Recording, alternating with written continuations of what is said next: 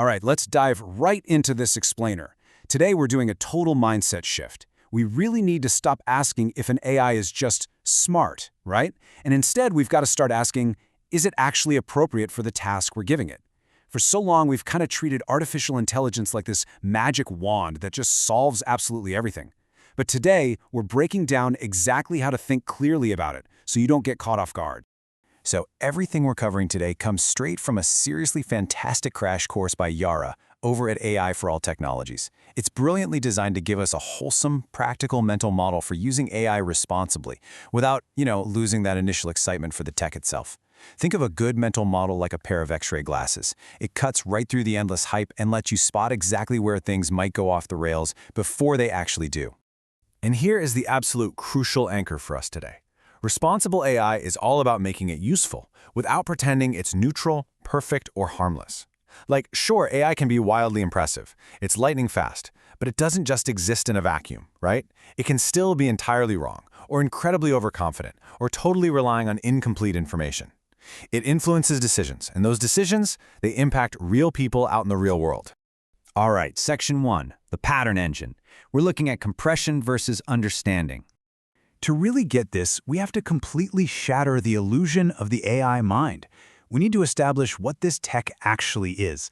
It's an extremely capable but sometimes very fragile pattern engine. One of its absolute superpowers is taking just mountains of messy, chaotic data and compressing it down into recognizable patterns. But, compression is not true understanding. It's kind of like the autocomplete on your phone. When you type, "I am going to the," it guesses store, because mathematically, that's just a really common pattern. It has literally no idea what your weekend plans are. So it can feel brilliant, but it doesn't actually hold meaning or know your true intention. It's literally just matching.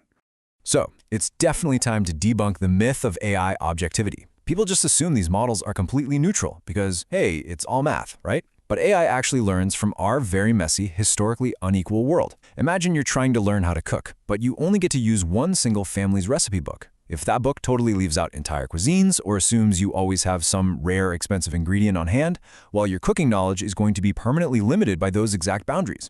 AI is exactly the same. It doesn't magically discover universal truth, it just learns from whatever data it was fed. Moving right along to Section 2, where AI goes wrong. Let's look at the anatomy of an AI mistake. This distinction is huge, especially when we start trusting these systems a little too much with high-stakes decisions. Here's a massively important concept. Averages hide variation. Think of AI like a weather forecast that boasts, say, a 99% accuracy rate. On paper, phenomenal. But that shiny statistic means absolutely nothing if you are the one person caught in a sudden, violent storm that the system completely missed, just because your specific neighborhood wasn't well represented in its data. A system can look bulletproof in testing, but still fail wildly on unusual edge cases. Saying it works most of the time just isn't going to cut it when real livelihoods are on the line. And when an AI does fail, the anatomy of that mistake is completely unique.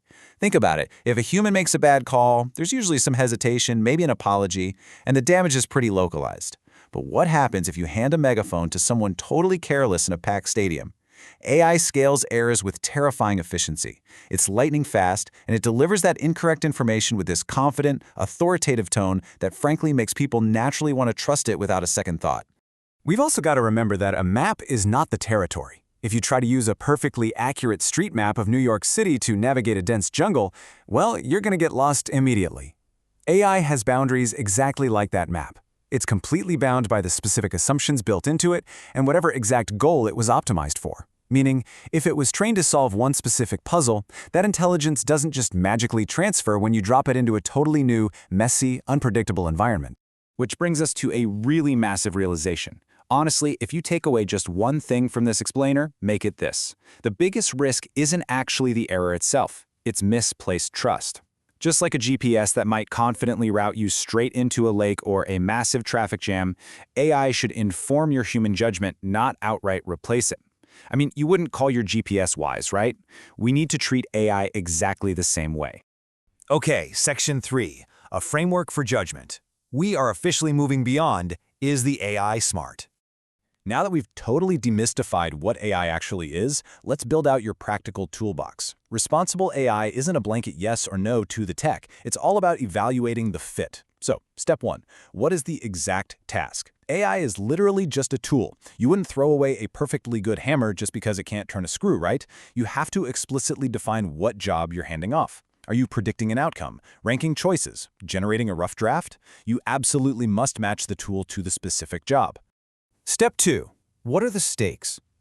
Let's say a model is 95% correct. That's completely harmless if it's just recommending a movie for movie night. But a 5% error rate becomes absolutely catastrophic if that exact same underlying tech is deciding who gets approved for a mortgage or screening a patient for a medical issue. The real-world consequences are fundamentally different. So your level of human review, caution, and safeguards, those have to scale up right alongside the risk. Step 3. Who is affected? We always have to look out for the hidden costs here. Take an AI grading assistant for schools. It might save teachers hours of admin time, which looks highly efficient on a spreadsheet, sure. But what if it systematically misreads non-native English speakers or automatically penalizes creative writing styles? You have to stop and ask who actually gets to challenge the machine when its output is wrong, and who bears the burden of fixing it. And finally, step 4. What are the limits?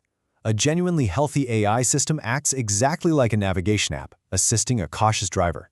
The app informs the route, yeah, but the driver still uses their own eyes to watch for sudden road closures or bad weather. The app informs the decision, it doesn't own it. A really risky system, on the other hand, is when people essentially put on a blindfold and just mindlessly rubber stamp whatever the machine spits out. Which brings us to our final section, Section 4, Confidence and Care. It's time to install the new operating system. Let's wrap this up by permanently shifting your internal dialogue, moving right out of that cycle of fear or hype and into clear, realistic judgment. You are no longer just a passive user of AI. You're now thinking like someone who can spot risk patterns way before they become a real problem. You know to stop asking if the system is simply smart and start asking much better questions. What does it tend to miss? Whose experience might be distorted by the data? And when does it sound overly certain about something that's totally subjective? That mindset right there, that empowers you to stay completely calm and highly effective around incredibly powerful tech without ever expecting it to perform actual magic. As you navigate this rapidly changing landscape, both at work and just in daily life, leave yourself with this one final vital question every single time you encounter a new AI tool. Does this system support human judgment, or is it quietly trying to replace it? Answer that honestly, and you will absolutely always be a step ahead. Thanks for joining us for this explainer.